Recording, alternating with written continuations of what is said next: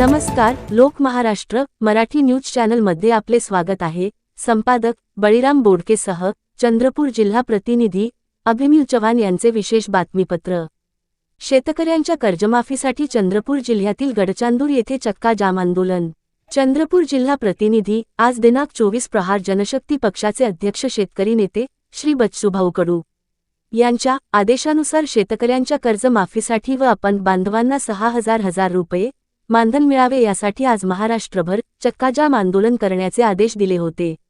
त्याप्रमाणे आज चंद्रपूर जिल्ह्यातील गडचांदूर येथे तेलंगणा महाराष्ट्र महामार्गावर गडचांदूर ते आदिलाबाद या हायवेवर प्रहारचे जिल्हाध्यक्ष सतीश बिडकर यांच्या मार्गदर्शनाखाली परिसरातील सर्व शेतकरी बांधवांच्या उपस्थितीमध्ये रस्ता रोको आंदोलन केले। अनेक दिवसापासून बच्चूभाऊ कडू शेतकऱ्यांसाठी आंदोलन करत आहेत, पण सरकार दिशाभूल करत आहे। शेतकऱ्यांची वादा करूनही कर्जमाफी केली नाही, अपंगांना मानधन वाढवले नाही। यामुळे आज महाराष्ट्रभर प्रहार जनशक्ती पक्षातर्फे चक्का जाम आंदोलनाची घोषणा केली होती। या आंदोलनाला परिसरातील शेतकरी, शेतमजूर, कष्टकरी आणि प्रहारची कार्यकर्ते मोठ्या संख्येने उपस्थित होते। आंदोलन यशस्वी करण्यासाठी सुरक्षेच्या दृष्टिकोनातून गडचांदूर पोलीस स्टेशनचे पोलीस निरीक्षक श्री शिवाजी कदम आणि त्यांच्या सहकारी खूप परिश्रम घेतले।